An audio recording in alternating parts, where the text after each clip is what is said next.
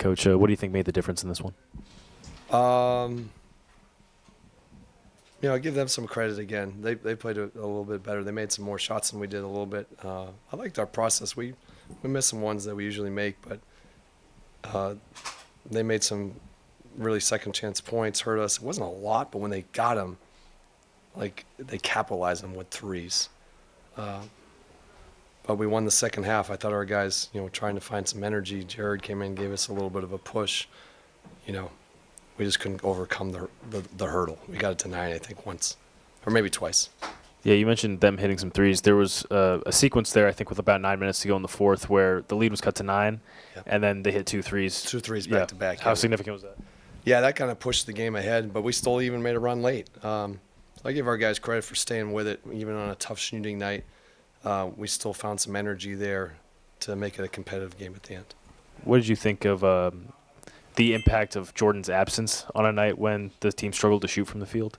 Yeah, obviously, we'll never use that because we've played well without him before. He's missed a few games ago, I think, versus the Knicks. So, we just believe next guys step up.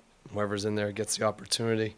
You always want all of our guys healthy, so we'll never use that as an excuse here.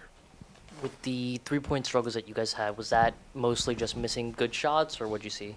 I think there was a little bit of them, too. They threw us off our rhythm. I didn't think it was all that clean in the first half. Second half, I thought we had some better looks that we did make a few on, but they knew it. They threw us off. We weren't cutting, and our speed and our movement wasn't as good as we would have liked.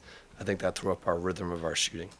It seemed like over the last couple of weeks, and you talked about this, that the consistency for the team had been a lot better. Does, having 2 games against a team that's pretty similar record-wise to you guys and then losing both, does it feel like a step back in some kind of way? No, it does not at all for me.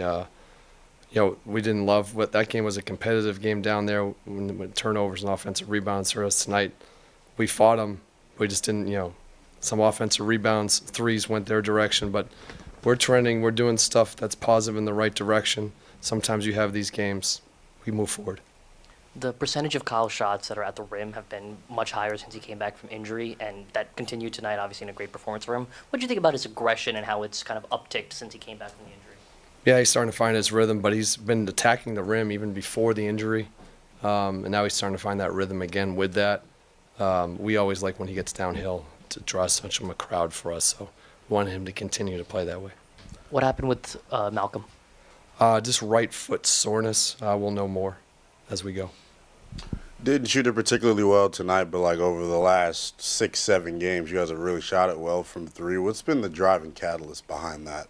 It's our pace, our ball movement, recognizing some of the patterns, the shots we want to take. Again tonight, I thought the second half the process was better that led to good shots. That's what we want. We just want to continue to find good shots within our offense. I think we've been doing a better job of that, but they took a little away some of that tonight. One thing that's been, clear the entire year, Bub's comfortability in the mid-range. How much, I know you do a lot of player development stuff, how much has you seen him grow in that area here over the last month or so? We can't take any credit for that. Bub shot really well in college from the mid-range. Yeah. He's always shot that shot pretty well. He's got good size that can get up over people. I wish we could, but that's all Bub. With the team approaching almost a few games away from the halfway mark, what kind of conversations are you having with the 3 rookies about, because the college season is normally about 30 to 35 games. How do you talk to them and help them kind of prepare for the home stretch for the rest of the season with their first time going through a full NBA season?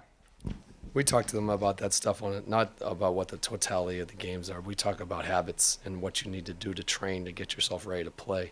That's really a big thing for our organization, putting the structures in place for these guys to be able to perform, teaching them what that looks like. Those guys have been terrific in all of that, which we knew that they would, and they're going to continue to push through this as they learn and grow. But it's about what you do on a day-to-day basis, how you take care of yourself. That's how you make yourself consistent in this league. And those guys are doing those things at a high level. Brian, I know you, as you said, you want Kyle to get downhill and attack the rim as much as possible, but has there been even added emphasis since he's come back to try to avoid mid-range shots? I would say we had the conversations that I think one of the things he wanted was to be more efficient this year.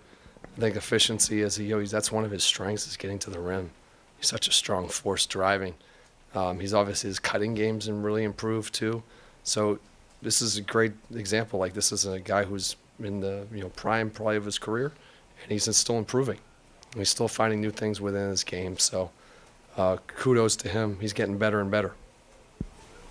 With Alex continuing to shoot, when he first got here, has there been changes to his shot mechanics when you guys first inherited him, and is it something that you're still working through? If there was, I wouldn't tell you. Two, it's just the work. He's put in a tremendous amount of work. We're not giving away any state secrets in here. Has he found? All joking aside. Has he found some more spots on the court that he's more comfortable from shooting when he's out from deep? I think he's just found more comfortability within what we're doing. You can see his passing. You can see his driving. And obviously you guys, the three stand out, but I see the other stuff. That's the stuff that's even more important. His ability to play through him, run offense through him. He's growing, and we like it. You talked about his ability to deter shots before the game. How often are you seeing teams turn down layup opportunities because he's there waiting? It happens probably more than people think. He's definitely a presence down there, and this is only, like you guys said, like 30-something games into his career. And he's going to get better at that. But, yeah, you can definitely see it throughout the game. Thanks, everybody. Thank you.